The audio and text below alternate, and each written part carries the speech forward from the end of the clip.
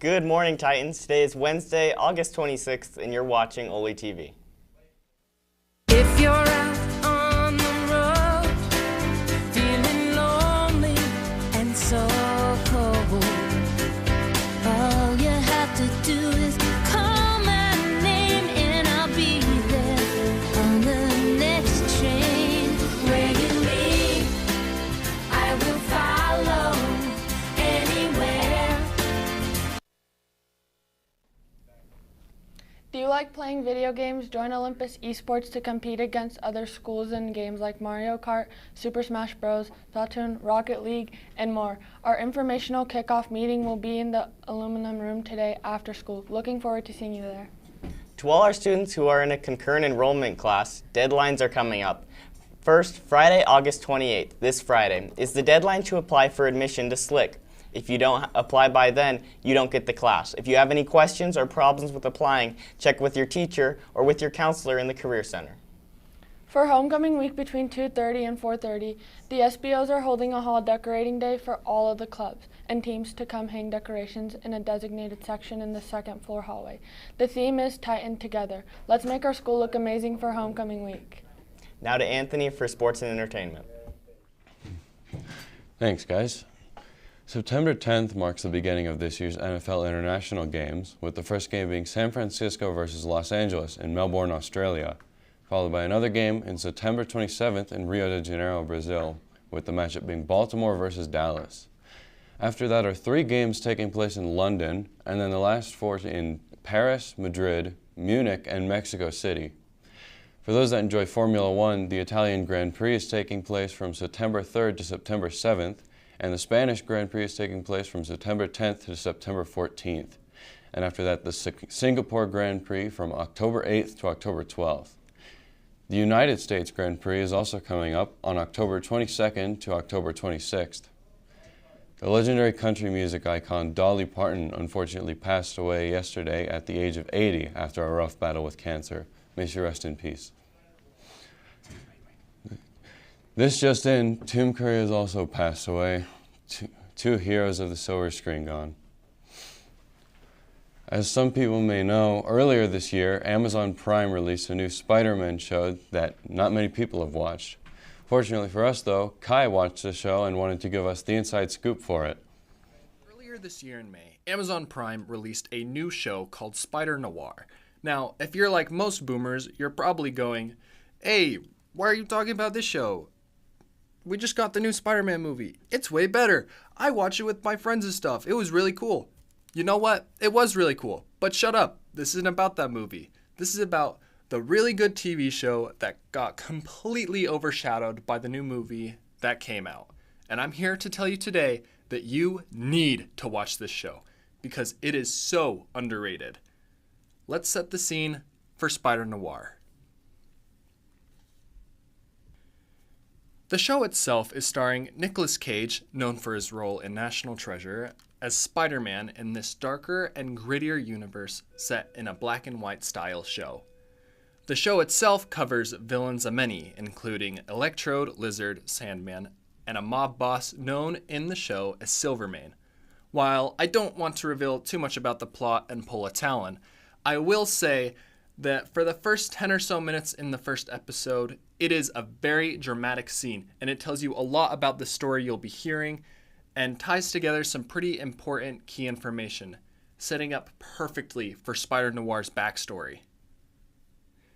And it sets up the character and explains why he is the way he is. To me, this show is especially unique for 2 reasons. One is due to its black and white color art style, which is very fitting and ties perfectly to the show and the timeline it's set in.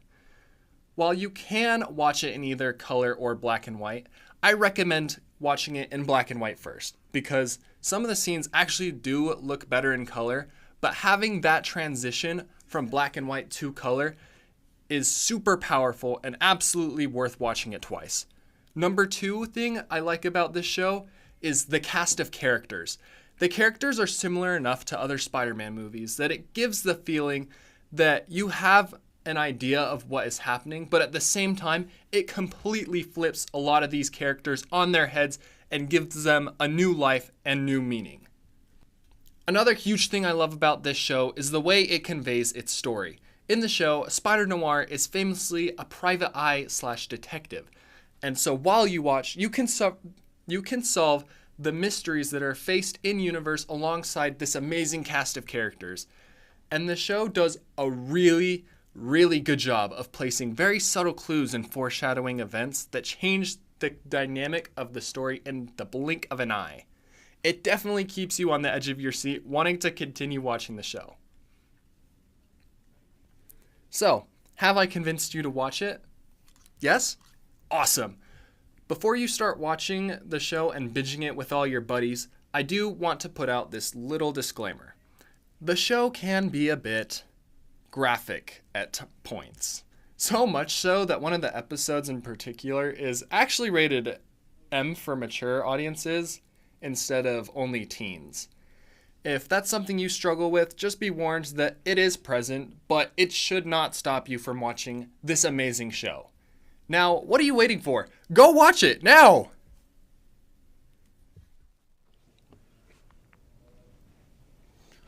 Well, thank you for telling us about the interesting show. I'll definitely be swinging into it after school. That's all from me now. Back to the desk. Thanks, Anthony. 2 weeks ago, there was a tornado touchdown in Tooele. There's AJ with more on that. 11 days ago, on August 13th, there was a tornado warning and touchdown in Tule County, Tooele. The tornado was said to have lasted for 2 minutes, from 5:41 to 5:43 p.m., and had traveled just under a mile before dispersing. There was minimal damage with no injuries or casualties. The maximum width for the tornado was 300 yards and 100 mile-per-hour winds. The last tornado to have touched down in Utah was the Salt Lake City tornado on August 11th, 1999. The tornado in 1999 lasted for 14 minutes and traveled 4.3 miles in downtown Salt Lake. The tornado had 1 casualty and around 80 injuries. The tornado hit around 300 buildings, leaving around $170 million in property damages, with winds ranging between 113 and 157 miles per hour. That's all for me. Now let's get back to the desk. Thanks, AJ. Hey Ryder, how's the weather looking this week? This week it was really stormy. All this week we will have more of the same storms. It will be warm, but there will be still plenty of clouds. Today's high is in the mid-90s with no chance of rain. More of the same for tomorrow, but a chance of rain increases through the week. Friday and Saturday we start dropping into rain, and Saturday and Sunday we'll definitely see more of the lightning shows that we saw last week. That's all from me. Now back to the desk. Thanks, Ryder. And thank you for watching OlyTV. Have a wonderful Wednesday, Titans.